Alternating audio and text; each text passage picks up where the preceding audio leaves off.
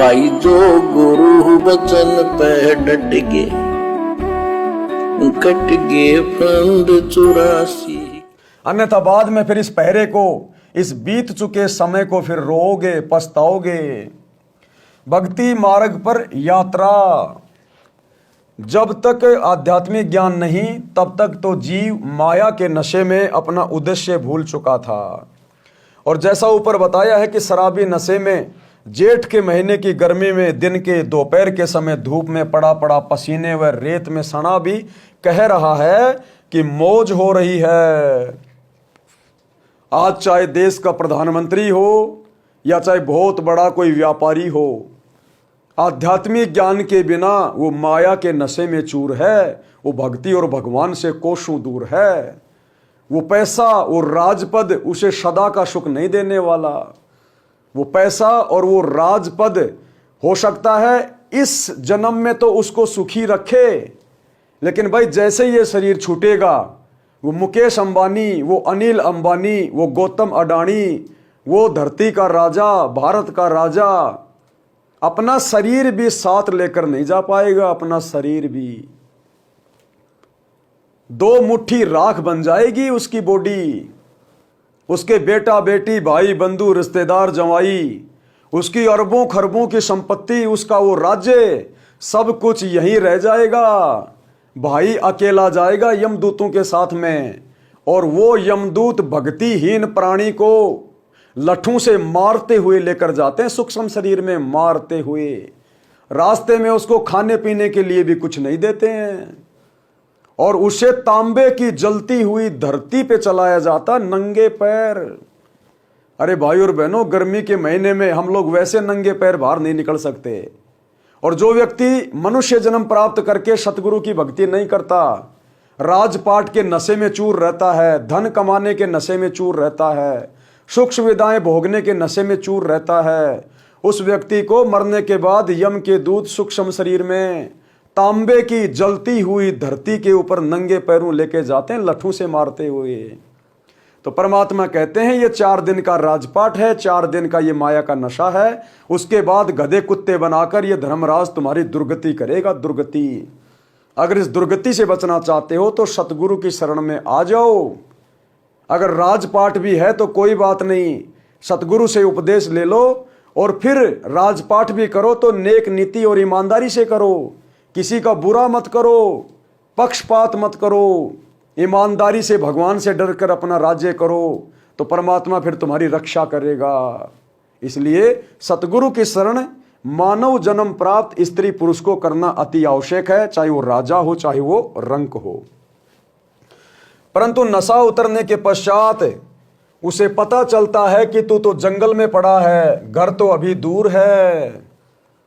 आज वर्तमान में तो वो राज्य का सुख भोग रहा है, धन का सुख भोग रहा है, लेकिन जब उसका वो नशा उतरेगा माया का, जिस प्रकार शराबी का जब नशा उतरता है, तब उसको पता चलता तू कहाँ नाली में पड़ा हुआ है, तू कहाँ धूप में पड़ा हुआ है और तेरा घर तो अभी बहुत दूर है। लोग उसके पैसे भी छीन के ले जाते हैं, उसकी सोने चांदी की अंगूठी भी निकाल के ले जाते हैं, और हो सकता है नशे में पड़े उस शराबी के मुख में कुत्ता भी पेशाब करके चला जाता है। तो इसी प्रकार जो लोग वर्तमान में मंत्री, प्रधानमंत्री, सरपंच, एमएलए, एमपी, धनपति बने बैठे हैं, बड़े बड़े खिलाड़ी, बड़े बड़े एक्टर और एक्ट्रेस, आज ये माया के नशे में अंधे हो रहे हैं। आज इनको अपने भले बुरे की चिंता नहीं है, लेकिन जब ये शरीर छूटेगा, जब इनका ये नशा उतरेगा और जब यम के दूत इसकी गुद्दी पकड़ के ऊपर ले जा रहे होंगे मारते हुए, और धर्मराज जब इनको गधे कुत्ते बनाने की सजा देगा, नरक में ठोकेगा, तब इनको पता चलेगा कि हमने क्या गलती कर दी।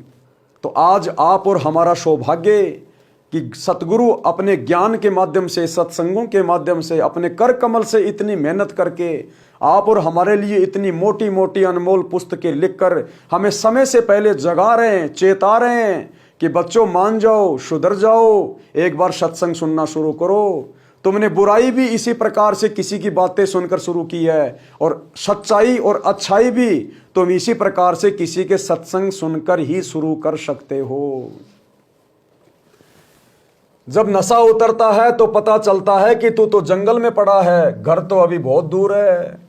कबीर जी ने कहा है कि कबीर ये माया अटपटी, सब घट आन अड़ी, किस किस को समझाऊं कुएं भांग पड़ी। भावार्थ, आध्यात्म ज्ञान रूपी औषधि सेवन करने से, आध्यात्म ज्ञान रूपी औषधि होती है भक्ति, सत भक्ति, सतगुरु की भक्ति। ये वास्तव में आध्यात्मिक जड़ी बूटी है, आध्यात्मिक औषधि है।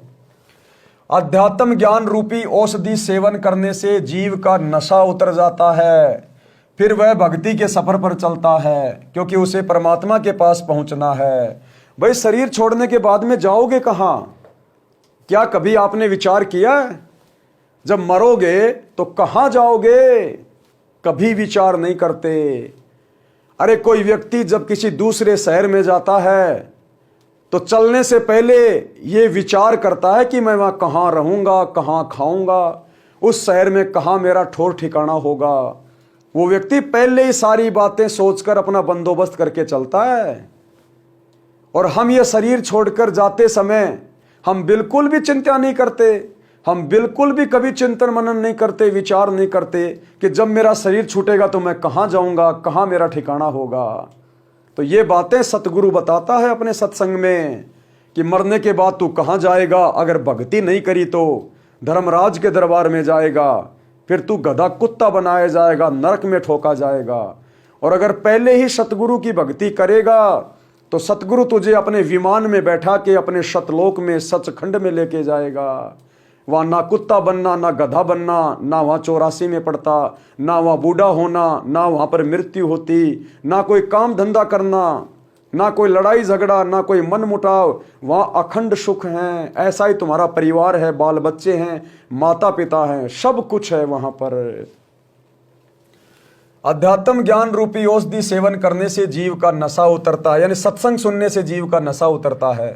फिर वह भक्ति के सफर पर चलता है, क्योंकि उसे परमात्मा के पास पहुंचना है, जो उसका अपना पिता है तथा वह सतलोक जीव का अपना घर है। हमारा असली घर कहाँ है? सतलोक में हमारा असली घर है। यहाँ यदि आप किसी राजमहल में रहते हैं, आपने बहुत बड़ी कोई कोठी बना रखी है, जैसे आज मुकेश अंबानी ने बंबई के अंदर बहुत बड़ी लंबी लंबी कोठी बना रखी है, लेकिन वो उस मुकेश अंबानी का वास्तविक घर नहीं है। यही तो भूल लगी है जीव को। भाई और बहनों, आज तो वो मुकेश अंबानी उस लंबी सी कोठी में रह रहा है, अरबों खरबों के मकान में रह रहा है, अपना मान के रह रहा है। कल को जब उसका शरीर छूटेगा, वो भला आदमी कहाँ जाएगा? भक्ति नहीं की तो कुत्ता बनेगा, किसी का गधा बनेगा, किसी का सुअर बनेगा, नरक में ठोका जाएगा। उस मकान की छाया में भी सिक्योरिटी गार्ड उसको नहीं बैठने देंगे। जिस कोठी को उस आत्मा ने बनाया था, अब कुत्ता बनने के बाद उसी के सिक्योरिटी गार्ड उसे उस कोठी की छाया में भी नहीं बैठने देंगे। तो परमात्मा हमें समझा रहे हैं कि ये तेरा असली घर नहीं है। ना जाने तेरे कितने जन्म हो चुके हैं, तो कितने मकान बना चुका है, कितनी कोठियां बना चुका है। तेरा असली घर तो सतलोक में है, सतलोक में, जिसकी तुझे खैर खबर भी नहीं है। ये मुकेश अंबानी के जैसे घर तो हमारे सतलोक के घरों के सामने ऊंट के मुंह में जीरे के समान भी नहीं है, जीरे के समान भी। हम वहां इतने धनी हैं, इतने सुखी हैं, तो हमारा असली घर सतलोक में है।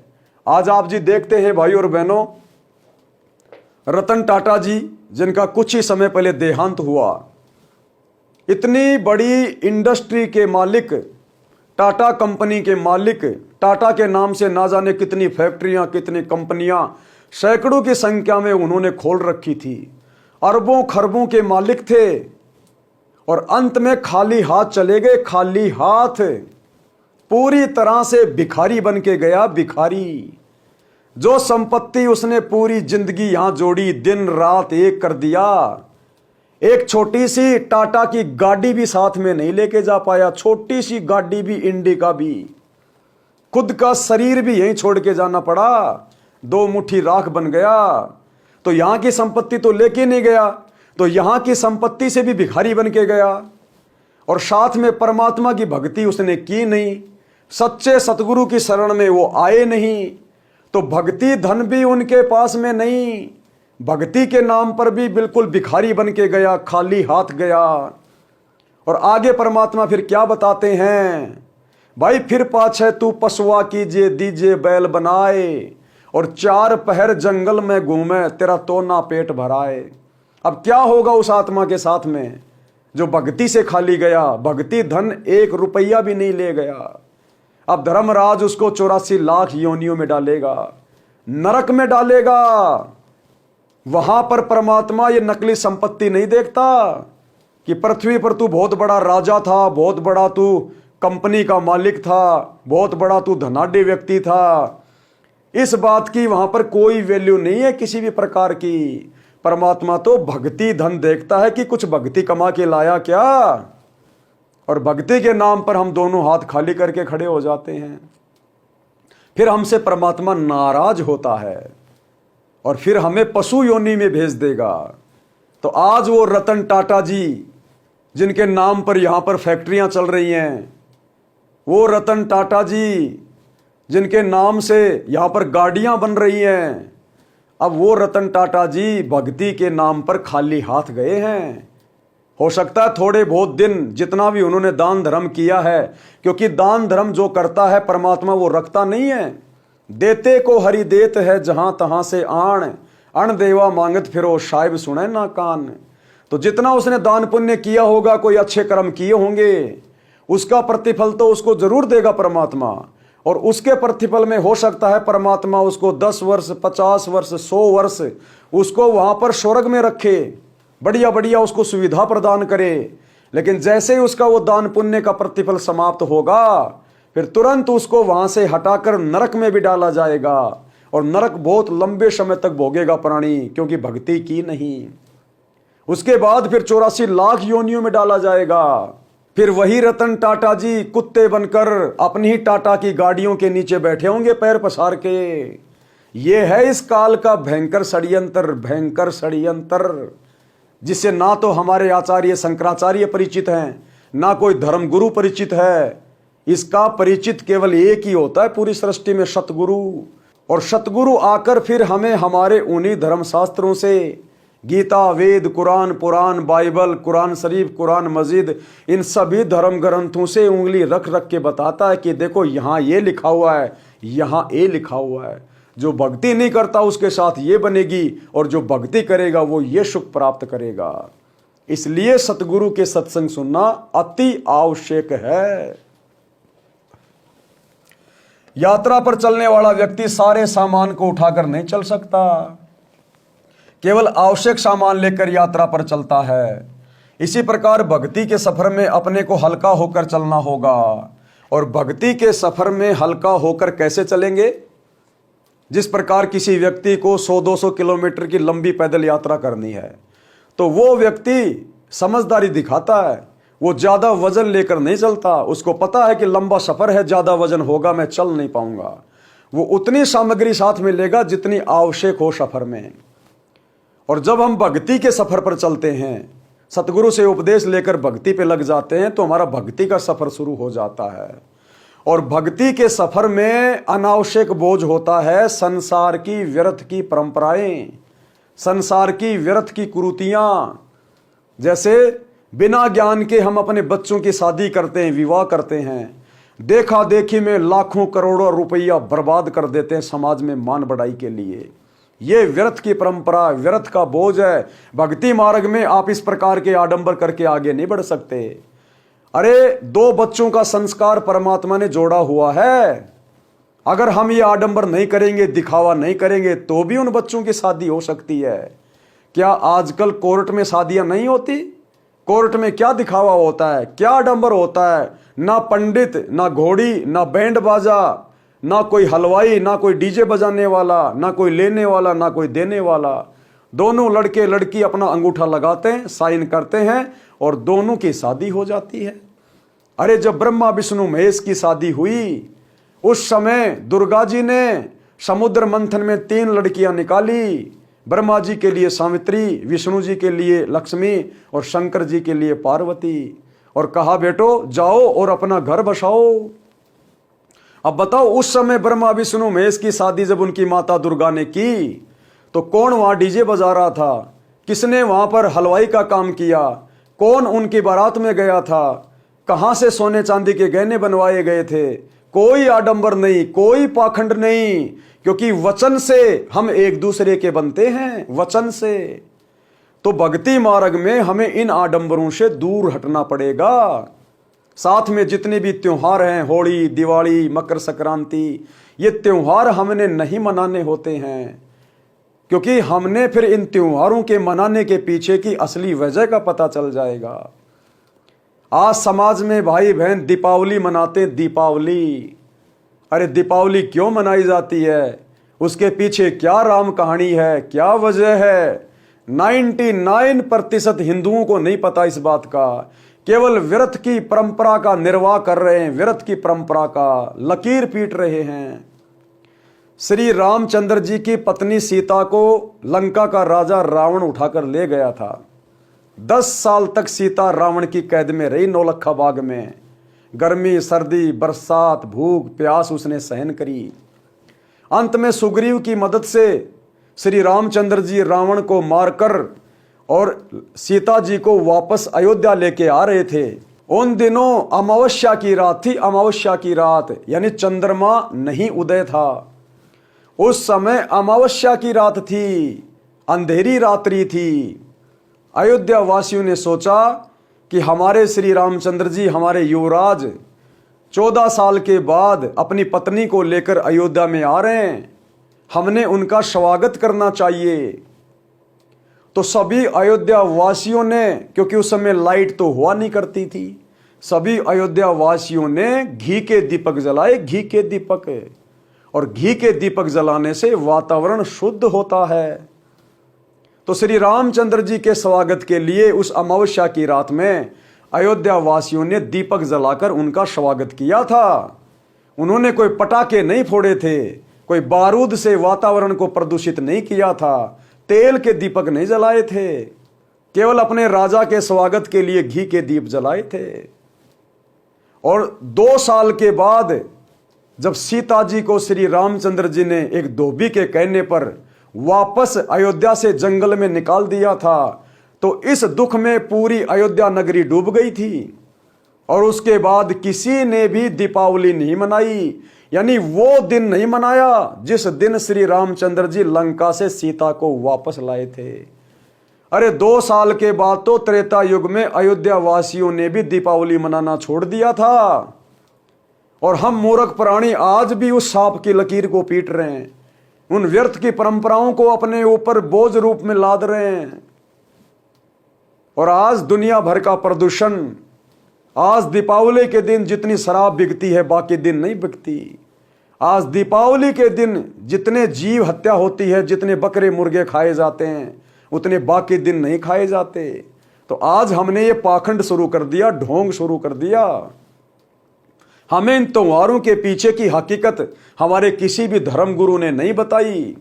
आज सतगुरु ने आके बताई, सतगुरु ने, कि ये तो व्यर्थ की परंपराएं हैं, केवल आपका धन बर्बाद करने वाली परंपराएं हैं, केवल आपका समय बर्बाद होगा। और भक्ति मार्ग में ये बकवाद नहीं चलती है। ये भक्ति सफर में एक प्रकार से वजन है, वजन। इसलिए हमने इन व्यर्थ के त्योहारों से भी पीछे हटना पड़ेगा अगर अपनी भक्ति सफल करनी है तो। अब ये ज्ञान धरती पर केवल सतगुरु के पास है कि भक्ति मार्ग पर किस प्रकार से सफल हुआ जाएगा। भाई और बहनों, तभी मोक्ष प्राप्त कर पाएंगे। गुरु भी बना लिया, जैसा उसने नाम दे दिया, हरे राम हरे कृष्ण राधे राधे श्याम मिला दे, वो नाम भी जाप कर रहे हैं, अन्य देवी देवताओं की पूजा भी कर रहे हैं, मंदिरों में भी जा रहे हैं, तीर्थों पे भी जा रहे हैं, होली दिवाली भी मना रहे हैं, ब्याह शादियों में भी जा रहे हैं, ब्याह शादियां भी मना रहे हैं, दुनिया भर का पाखंड कर रहे हैं। क्या खाक भक्ति कर रहे हैं हम? अरे डॉक्टर ने जिसको मर्यादा बता दी, परहेज बता दिए, गोली दवाई बता दी, वो व्यक्ति फालतू की चीजें नहीं खा सकता। केवल उतना ही करेगा, उतना ही खाएगा जितना डॉक्टर ने बताया है, अन्यथा ऑपरेशन सफल नहीं होगा, वो बीमारी से ठीक नहीं हो पाएगा।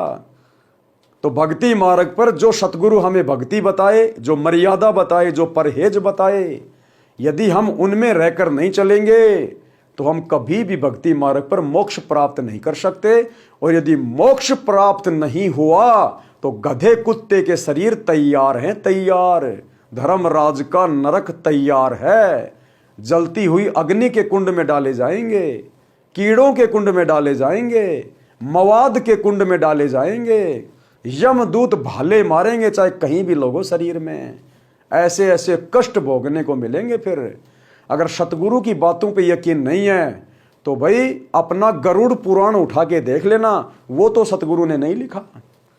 अगर आपको ये जीने की राह पुस्तक पढ़ना अच्छा नहीं लगता है तो एक बार 100-200 रुपए का गीता प्रेस गोरखपुर से प्रकाशित गरुड़ पुराण लाके पढ़ लेना, पता चल जाएगा क्या क्या बीतेगी उसके बाद अगर सतगुरु की भक्ति नहीं शुरू। भाई जो गुरु बचन पे डट के कट गए फंद 84 के, कट गए फंद 84 के, कट गए फंद 84।